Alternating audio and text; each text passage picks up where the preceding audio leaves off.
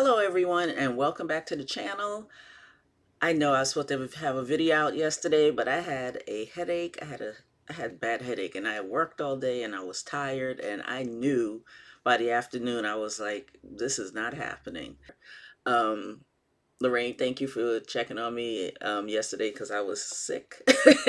Thank you for your kind words. I'm just glad to be here for week 30. I cannot believe we are on week 30. I have a few things that I'm going to discuss, and at the end, I'm going to give you the weekly weigh-in. So today we're going to talk about a death in the family, and we're going to talk about weight loss apps, using weight loss apps. I use Chronometer. In the past, I've used MyFitnessPal. We're going to have a little discussion about whether they really help us or not with our weight loss. Some people would say no, that it doesn't help us. So we're going to dig into that. And also, I'm going to share with you how dietitians feel about these weight loss apps that we love so much. So, first things first, about the death in the family. The death was my air fryer. Yes, that's the death in the family. The air fryer died last week out of nowhere, just poof, just gone. I used it.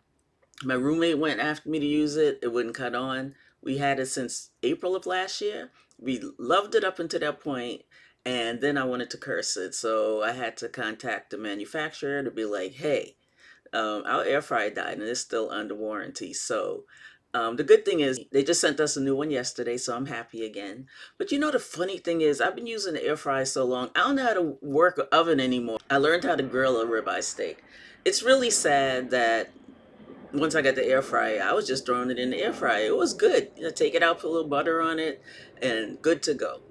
But the oven gives you that sear that you don't get in the air fryer. So I'm back to using the oven broiler for my ribeyes because that thing tasted really good, and I was shocked. I was like, is this like restaurant quality here? It's good, as I said, in the air fryer, but not better than the oven. So there are some good and bads that went with losing the air fryer for over a week.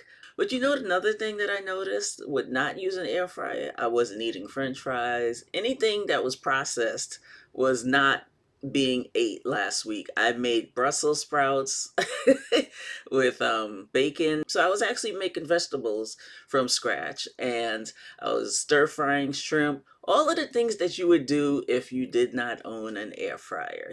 In the end, I'm glad to have it, but I know I can survive without it. You know, I thought about something concerning weight loss, and it actually started when I had COVID a few weeks ago. If you watch my other videos, you know I had COVID between Christmas and New Year's. And the one thing I noticed with this weight loss thing is, and this kind of ties into the weight loss apps, because I've always been that person that used my weight loss apps. I log everything. Could it be challenging sometimes, especially when you do stuff from scratch? Definitely. But I do the best I can. But I never thought about the fact that, number one, when you're using the app, there's a whole lot of room for error. So we'll think like that we should have, let's say, 1,600 calories a day. And so when we hit that 1,600 calories in the app, we're good. And we're like, okay, I didn't go over my calories today. This is great.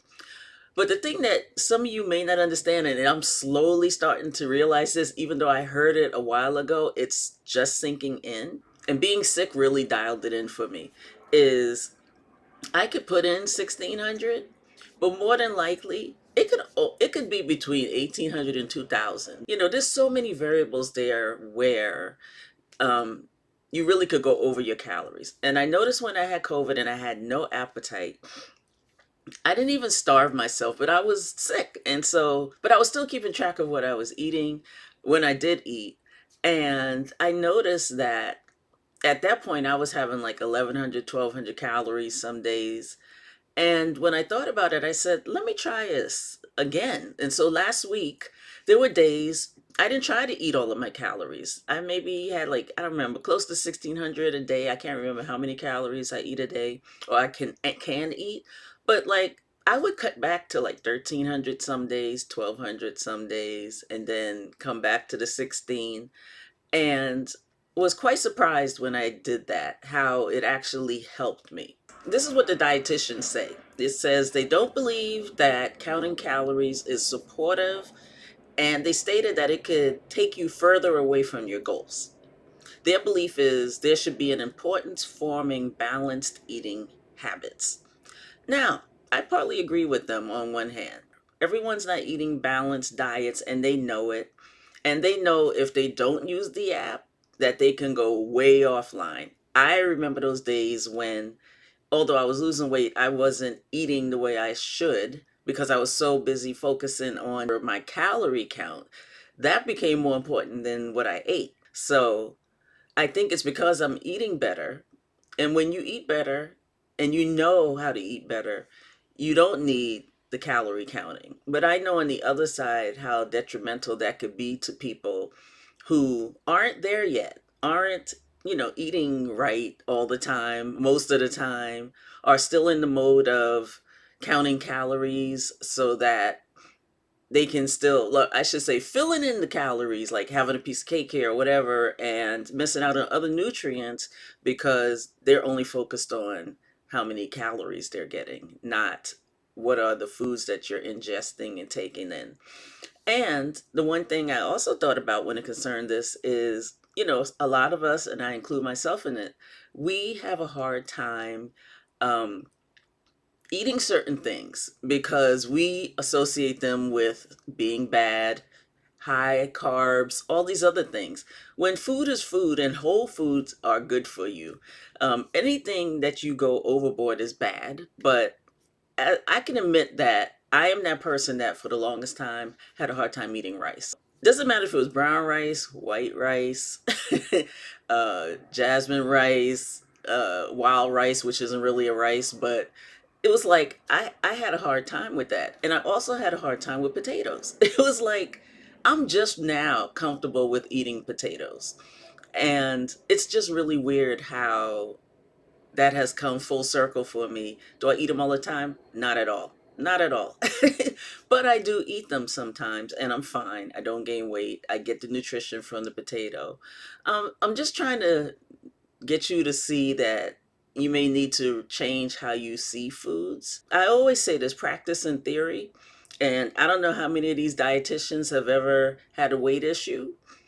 A person who has weight issues and they're talking to people about weight issues would not come at you with you shouldn't count calories because there's so many sides to that when you're trying to do the right thing and trying to get to the point where you're eating right so that losing weight is natural and it's steady and it continues. So I just wanted to share that because I thought that was interesting. When I read the article online, I was like, oh, I have to share this with them because I think there's still people like me that consider some foods bad.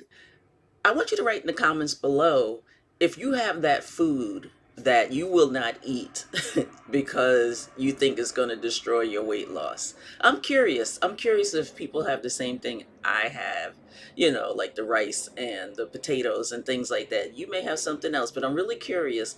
What is the things that you feel you cannot eat because you believe that it's just going to throw your diet off and you're going to gain back all your weight? Because that's where the brain goes, when you're trying to lose weight and you may struggle sometimes. So just wanted to share that with you. And yeah, let me know in the comments below. Okay, so we weighed in. I weighed in Saturday. And I've been like right on the cusp of the 170s. And so I have to tell you that last week I lost 1.4 pounds. And I'm at 179.2 pounds, which I was ecstatic when I got on that scale. I was shocked. I was like, I'm finally in the 170s again. And the one good thing that I really was shocked about is I had this coat that I loved when I moved to New York, fit like a glove. It was perfect. The weight gain came and that coat went in the closet. I had to buy another coat that was bigger. But I always kept that coat. And in the back of my mind, I was always like, I am going to get back in this coat.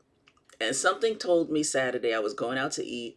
I went up in the attic, I pulled that coat out, and I put it on and it fit. And I was just like, oh my God, we're heading there. We're heading back to that spot where I was when I moved to New York. I just want you all to be well and come back for week 31.